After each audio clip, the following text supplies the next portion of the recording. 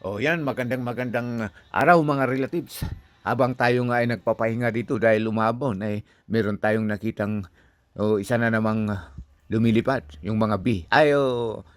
Sa tingin ko ito ay isang wasp, no? Pero hindi ko alam kung anong uri ng wasp. Kung ito ba yung wasp na humuhuli ng mga spider o ano. Pero ang napansin ko, parang kinakain niya. Ay, hindi. Pinapakain pala niya yung mga nasa loob. At ang putsura ng kanyang anak, yung kanyang larva, larva ba? Oh yes, larva. Ay para siyang ano, pahaba, masyadong mahaba na parang uod. Hindi kagaya ng mga bee na small lang ano. So, yan.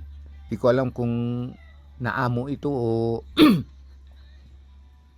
yan, try nating sagilin. Ayun, no, no, no. Delikada.